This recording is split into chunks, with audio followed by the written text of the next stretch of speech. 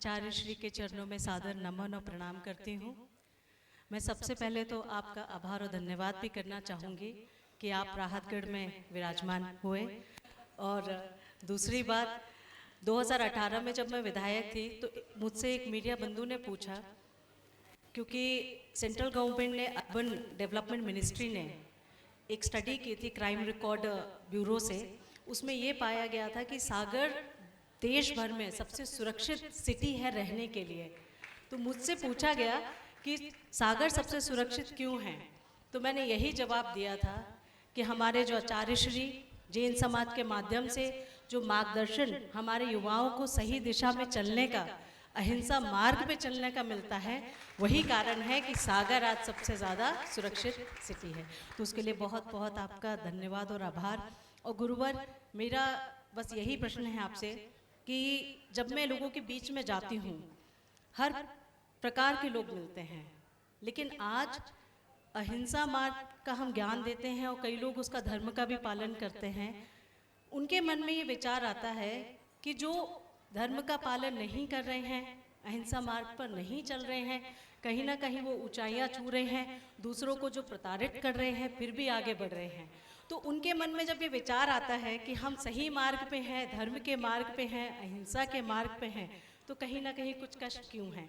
इसका समाधान गुरुजी दीजिए। बहुत अच्छा सवाल है। आज से 2 दिन पहले भी इससे मिलता जुलता सवाल था। सबसे पहले तो मैं कहूँगा कि एक बार इन बहन जी का जोरदार अभिनंदन करें।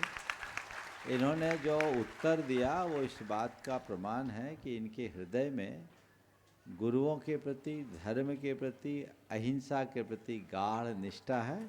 एक बार इनका अभिनंदन कर दें, पहले साथ साथ कर दें, फिर मैं अपना उत्तर दूंगा। अगर जनप्रतिनिधियों में इस तरह की निष्ठा जगती है तो निश्चित रूप से देश की स्थिति, प्रदेश की स्थिति अच्छी बनती है।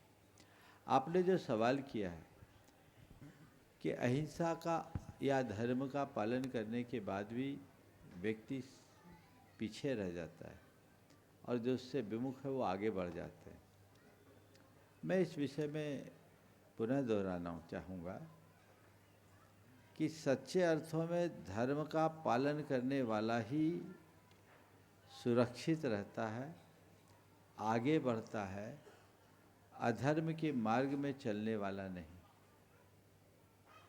अधर्म के मार्ग पर चलने वाला फैल भले जाए, फल नहीं सकता। अधर्म तुम्हें फैलाव देगा पर फलेगा नहीं।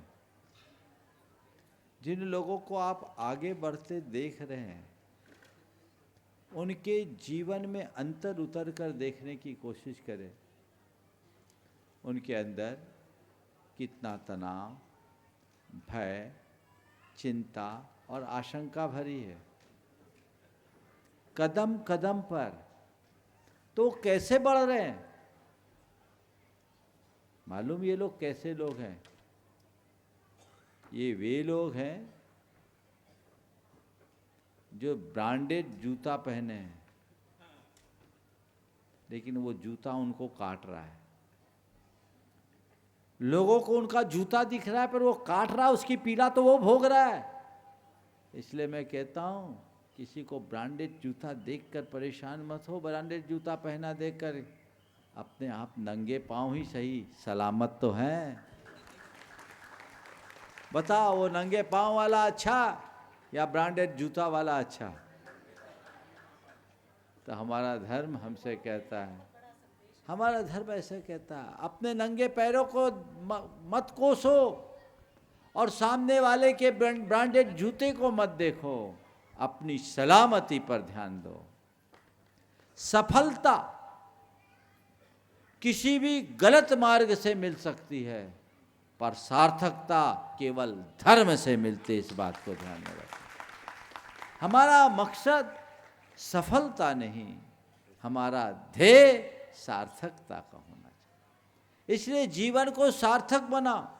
सार्थकता में स्थायी प्रसन्नता है और सफलता में अल्पकालिक संतोष। अपने जीवन को फिसलने से बचाएं।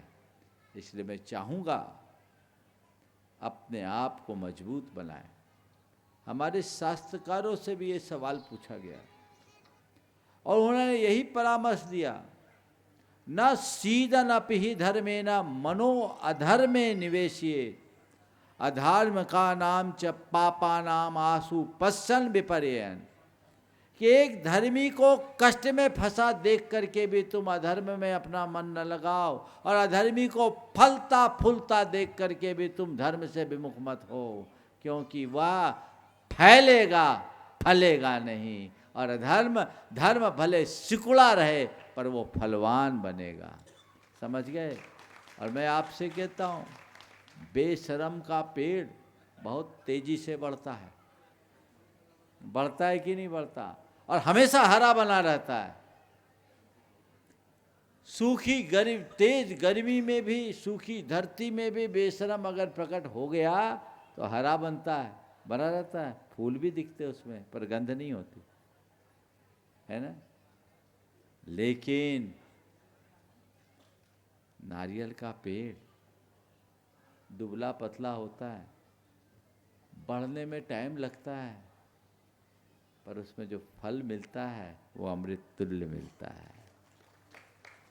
अधर्म से विस्तार पाना बेशरम की तरह फलना है, और धर्म से जीवन को ऊंचा उठाना नारियल की तरह अमृत फल पाना है। उसे अपने अंदर घटाओ। इसलिए बेशरम को तो इसीलिए बेशरम कहते हैं, इसलिए बेशर्मी से दूर रहने में ही हमारी भलाई है, और हम तो श्रीफल के अनुयायी हैं, श्रीफल का अनुकरण करते उसे आगे बढ़ाएं।